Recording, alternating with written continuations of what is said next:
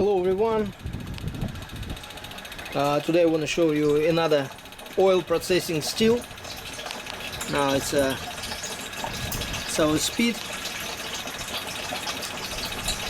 Hold on.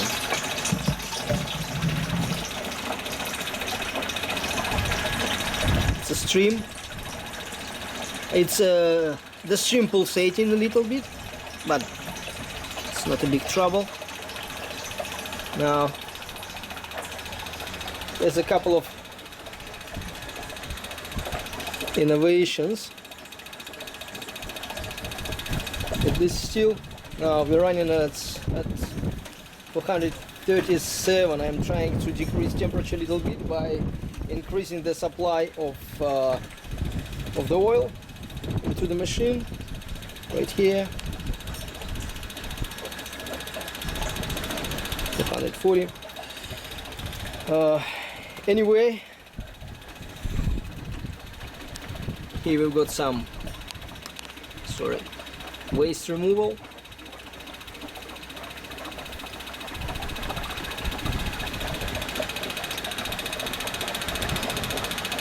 This production now it's just sort of waiting mode because it's pulsating every time this cylinder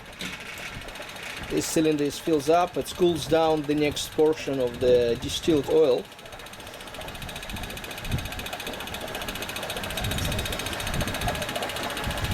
Now, what's the innovation?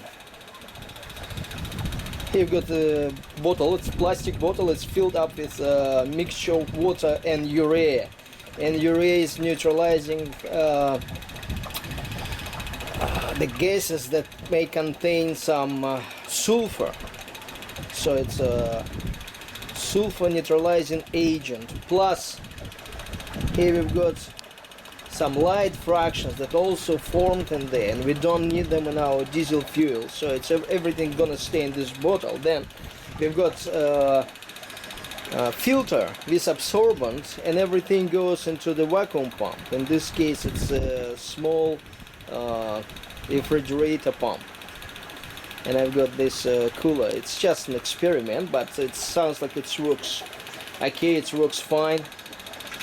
I don't see any significant smoking apart from the new gasket that needs to be tightened a little bit, but no smoke.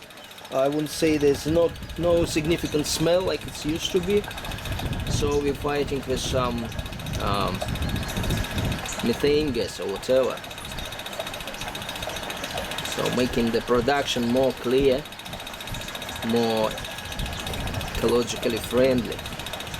Now here we got our run. The flow is gonna increase. Just wait for a while and it will increase. Probably it's just end of the pulse. Hold on. Anyway, here we got our oil. Also, what I'm doing to decrease the average temperature of the oil boiling and to make it a little bit thinner, I am adding from 10 to 20% of normal diesel fuel in there. You're gonna recover it anyway later on. It's not a problem, it's all recovers, but it drops the temperature. It drops the temperature down.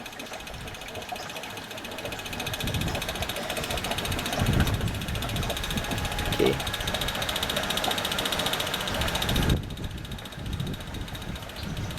Here's the production.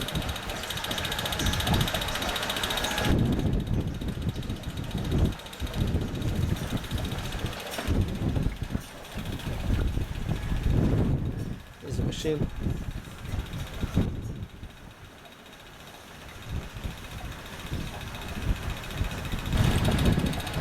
Now here's some production. Unusual problem of our region, we've got wind again.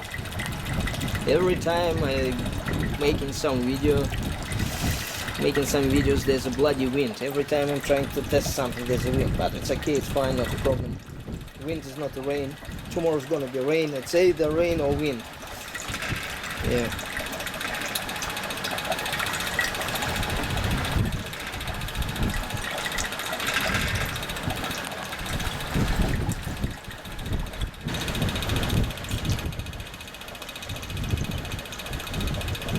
Here's another portion. Yeah, today I'm running really heavy oil. It's an old diesel engine oil. Not really good choice. This is what I think the best choice would be. Automatic transmission fluid. Absolutely good thing to process, and really good result. Now just reduce the temperature to 112.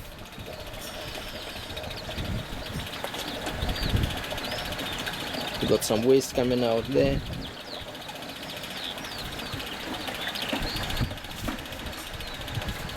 There's the voltage regulators, and I'm running 3 sets of elements at about 180 volts. 180 volts. What would I recommend? I would recommend to attach some temperature control switching device, so to prevent the temperature from fluctuation, like if it's should be set to certain temperatures, like maximum 440 and minimum, let's say 420, something like that. So once the temperature runs away, it's gonna switch off one of the strings, and it will slowly go down to 420, then switch it on again, so it will run relatively stable. It's already been done, not by me, but by one of my customers. Yeah, something like that. 419, this is what I'm talking about. It fluctuates a little bit. And we got another portion. Today's result is not really transparent because we are running really heavy oil. Later I'll try to run something thinner, much thinner, and we'll see the different results. Later I'll try to run probably some diesel fuel, really dark one, contaminated with a little bit of engine oil, or let's say it's just a painted one, and we'll see the result. Yeah, now it just stops for a while, for a minute or something. And again, the processing speed also depends on the quality and the type of the oil. Yeah, and here I've got some light components, and I think would be a good idea to install some sort of catching device or catching cylinder that would collect all the liquids before the gases went into this bottle, this urea. The good thing about that, you can attach some tube or hose to the pump, and the pump is gonna transfer the actual vapor as far as possible from the place of processing, so you're not gonna sniff anything stinky in there. Now it's another portion.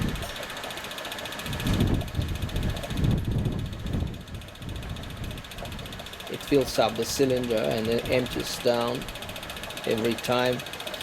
Everything goes out really cold. There's nothing hot, and the cooling system is absolutely efficient, not a problem with that. Also, the type of the oil will determine the amount of the smoke you're gonna have, or vapor or something. The lighter the oil, and let's say your processing temperature would be around 370 for, or 380 for automatic transmission fluid, then your machine is not gonna produce any smoke at all. So everything that goes above 410 gonna smoke, something like that.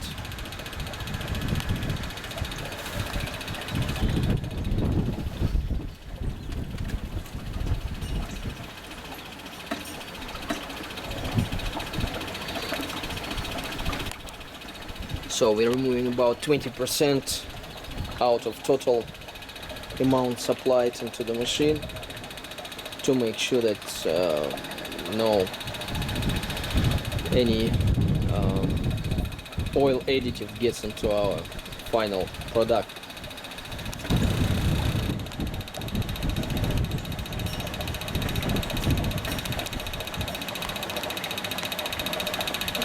I don't know if you can see.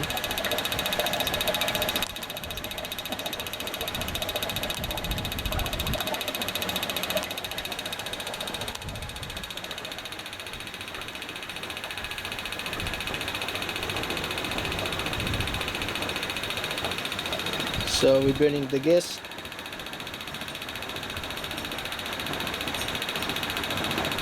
Next time probably the gas is gonna be burnt in this stove outside, so there's no methane. Or it's also because it's a high pressure pump, could be collected into the gas cylinder, gas bottle, or maybe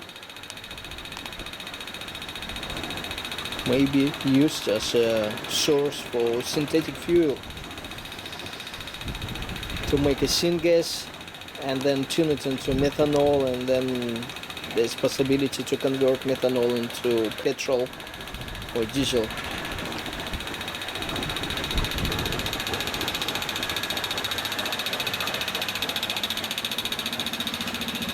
So oil is almost gone. I actually been adding a little bit. So in total we processed about 20 liters of oil. In this 20 liters of oil I added about 4 liters of diesel fuel. Now just waiting for another portion. Now running at 433. I will add a little bit of clear diesel, or maybe some dirty diesel to process. I've got some, and see the result, the temperature, the stream flow. Okay.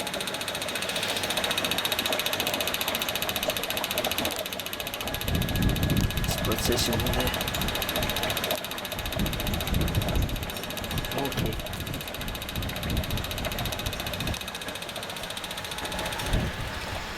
Now processing some dirty diesel fuel. As a result,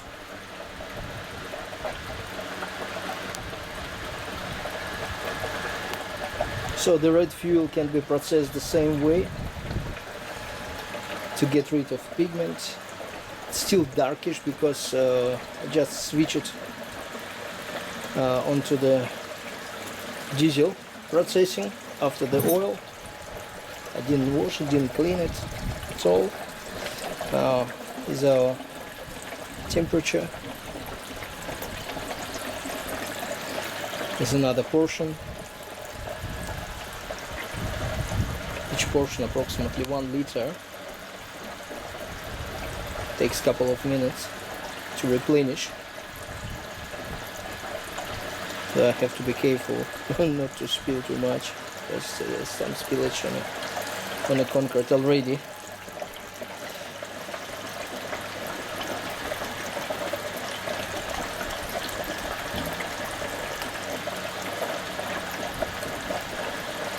Yeah. Now I'm gonna wait for another portion. Another portion is when the cylinder is gonna fill up. As a result,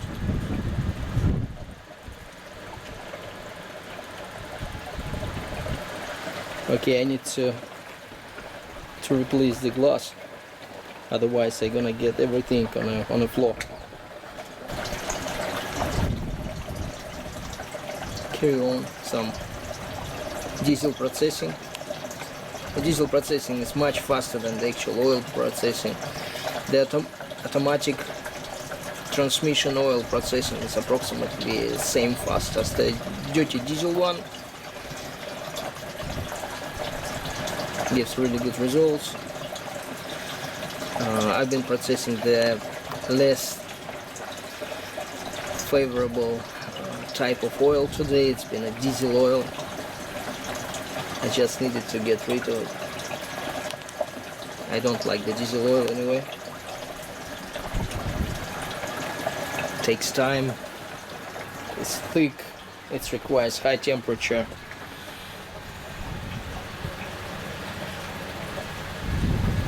It's just what we still got here. Not much.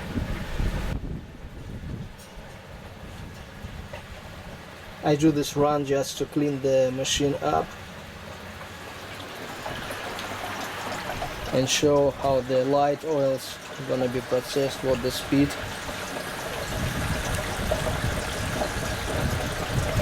It's a constant one, like that.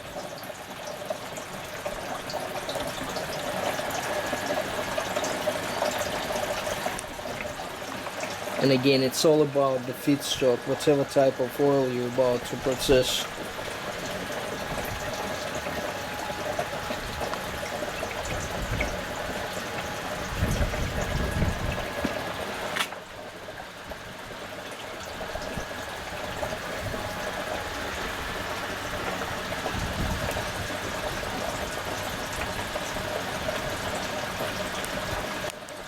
Going really good.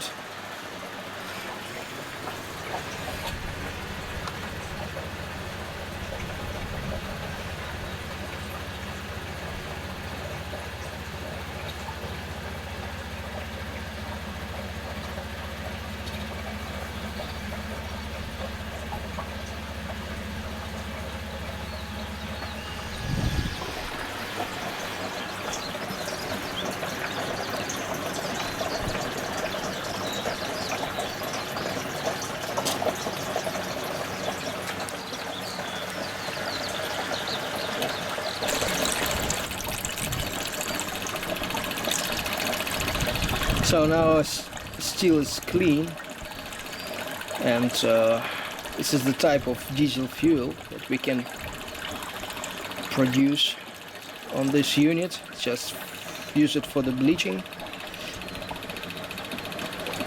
something like that. It's almost transparent, just clear. It's almost no color.